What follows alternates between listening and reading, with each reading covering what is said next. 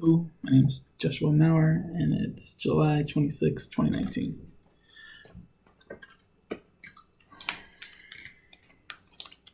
Here's my two flashcards with the bones.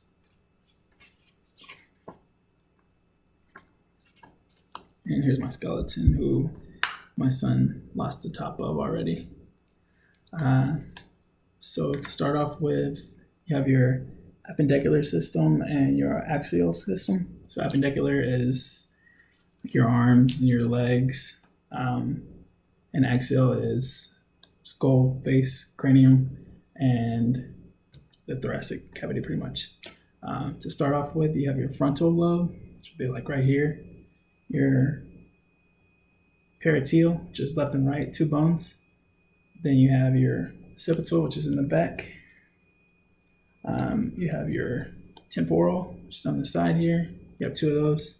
And after that, you have sphenoid, ethmoid, just like right around in this area.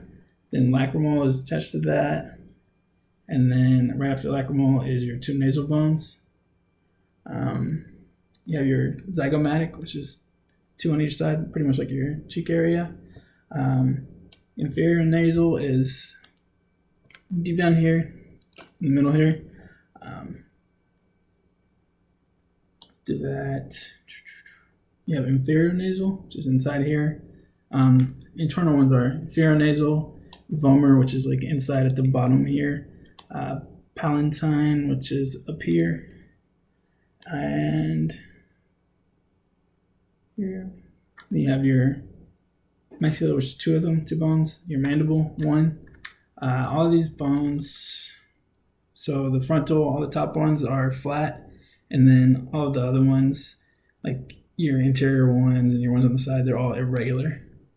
So that you have your hyroid bone, which is like in this area. You can't really see where I'm pointing.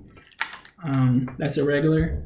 And then your auditory isosceles is in your temporal, like around your area, in your ear area. And then I think that's pretty much it for the skull and the face. Occipital, parietal, frontal, temporal. And then you have your sternum, which is flat, and ribs, 24 of those, 12 on each side. 1 through 7 are true connected, and then 8 through 12 are false ribs, and the last two, 11 and 12, are floating ribs. You have your vertebrae, your cervical 1 through 7. Ribs are flat. I don't remember if I said that. Cervical 1 through 7, thoracic 1 through 12, and then lumbar 1 through 5. All of those are irregular. And then after that, you have your sacrum, and then your coccyx. All these bones are irregular. And that is it for axial system. After that, you have your appendicular. Axial has 80 bones. Appendicular has 126, for a total of 206. Appendicular, you have your two clavicles. Those are flat, attached to your two scapula, flat. And then you have your humerus, which is the long bone. You have your radius, which is on your thumb side. It's long. And your ulna, which is like on your pinky side, which is a long bone. And then you have short bones in this area. You have 8 of those on each side, so 16 total. They're your scaphoid, lunate, triticotrum, pisiform, trapezium, trapezoid, capitate, and hemate. Again, 8 on each side for 16 total. Then you have your phalanges, 1 through 5, starting from thumb, for 10 total. Not phalanges, your metacarpals, you have 10, 1 through 5 on each side. And then your phalanges, you have 14 on each side for 28 total, 2 in your thumb, and then 3 in each other finger. That's it for the hand. And then you have your two hip bones. They're flat.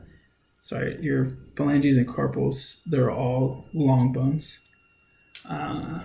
hip bones, 2 flat. And you have your femur, long bone, 2 of those. You have your patella, 2 of those. Those are sesamoid. Then you have your tibia, long, and your fibia, long, 2 each of those. And then after that, you have your calcaneus, which is short, your navicular, your talus, and then your cuneiform, and your cuboid, and then your cuneiform bones, 3 at the bottom here. This intermediate,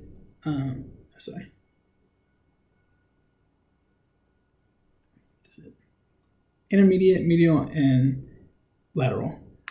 And then you have your metacarpals 1 through 5, starting from your big toe.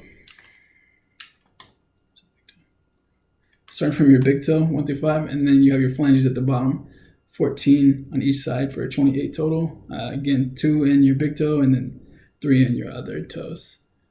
And that's your 126 bones that are in the appendicular system.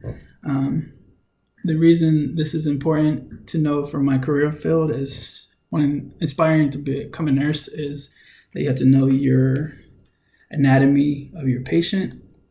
If he gives you an ailment, a lot of times you'll be taking assessments on him. If he gives you an ailment like, I guess he wouldn't be too in depth, but if he's saying like his femur's hurting or his tibia is hurting, you have to know that it's not in your hand or your arm, it's both of them down to your leg area. Or if you're reporting back to your doctor and you say he has like a cracked rib or something going on with his mandible, maximal, anything like that, you have to know where the bone structure is for your patient and what the bones are called. That way you don't sound too ignorant, I guess. All right, thank you.